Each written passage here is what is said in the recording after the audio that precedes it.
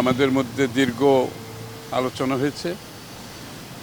আলোচনার দিকগুলোর একটি হয়েছে বাংলাদেশের হাসিনা চলে যাওয়ার পরে, শেখ হাসিনা চলে যাওয়ার পরে যে এই প্রেক্ষাপটে, বর্তমান প্রেক্ষাপটে আমরা কি ভাবছি এবং কেয়ারটেকার সরকার, ইন্টেরিয়াম সরকার কীরকম করছে, তাদের 1 মাস কেমন গেল, আগামী দিনে আমাদের কী প্রত্যাশা, দেশের কী প্রত্যাশা, এবং অস্ট্রেলিয়া বাংলাদেশ সম্পর্কর বিষয়ে আলোচনা হয়েছে।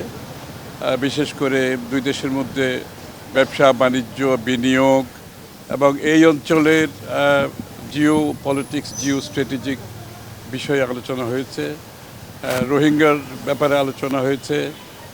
বাংলাদেশের দুই দেশের মধ্যে যে বিভিন্ন সহায়তা বিষয়গুলো, পরস্পর সহায়তার যে এক্সচেঞ্জগুলোর ব্যাপারে আলোচনা হয়েছে, আমরা কি করতে পারি। দুই দেশের মধ্যে শিক্ষা, অস্ট্রেলিয়াতে আমাদের অনেক ছাত্ররা আছে, শিক্ষার অস্ট্রেলিয়াররা এখানে আমাদের বাংলাদেশের শিক্ষাক্ষেত্রে কী কাজ করতে পারে, এটা আলোচনা হয়েছে।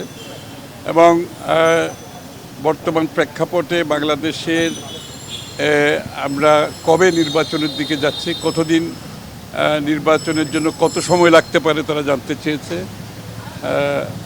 এবং নির্বাচনী কর্মকাণ্ডের জন্য কি কি পরিবর্তন দরকার, সেগুলো কিভাবে এগুচ্ছে সে ব্যাপারে জানতে চেয়েছে।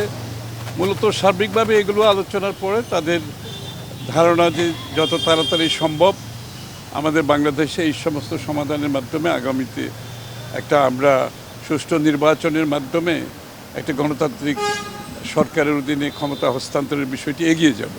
এই এনজিওর কিস্তি প্রথমবার বিকাশ পেমেন্ট করলেই 20 টাকা ইনস্ট্যান্ট ক্যাশব্যাক।